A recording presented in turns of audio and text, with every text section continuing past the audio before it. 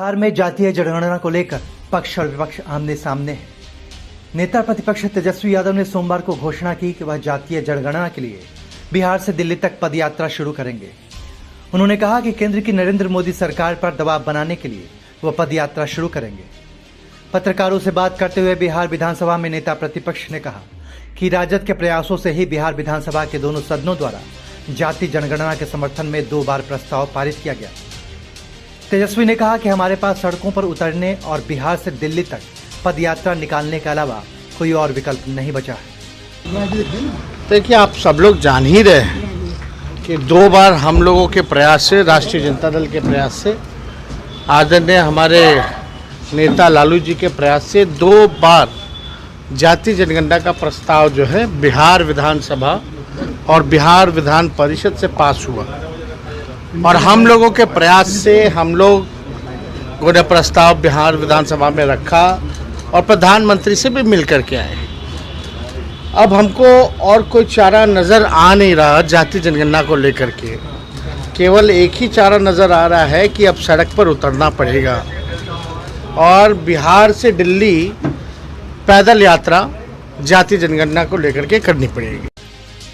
तेजस्वी के बयान ने सियासी तपिश बढ़ा दी तो बीजेपी ने भी तेजस्वी के बयान पर कटाक्ष शुरू कर दिया। बीजेपी के नेता और बिहार सरकार में स्वास्थ्य मंत्री मंगल पांडे ने चुटकी लेते हुए कहा कि उन्हें तेजस्वी के स्वास्थ्य की चिंता होने लगी है।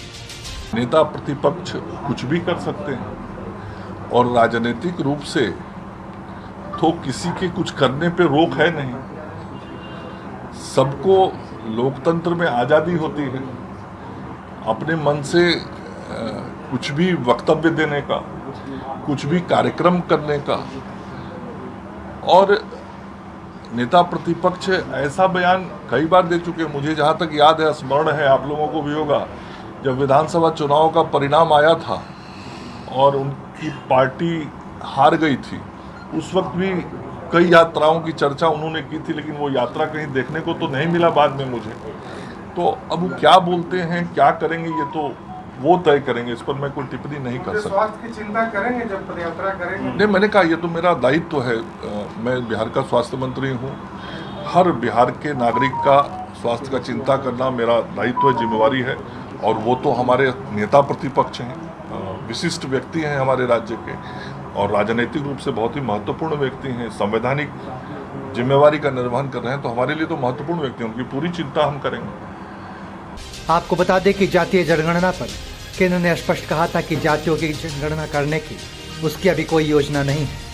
इसके बाद जातीय जनगणना पर सीएम नीतीश कुमार ने भी मुहर लगा दी और विपक्ष के सुर में सुर मिलाते नजर आए। बहरहाल जातीय जनगणना को लेकर बिहार में सियासत गर्म होने लगी है। देखना दिलचस्प होगा कि तेजस्वी के पैदल मार्च के बाद बिहार की सियासत में क्या बदलाव होगा।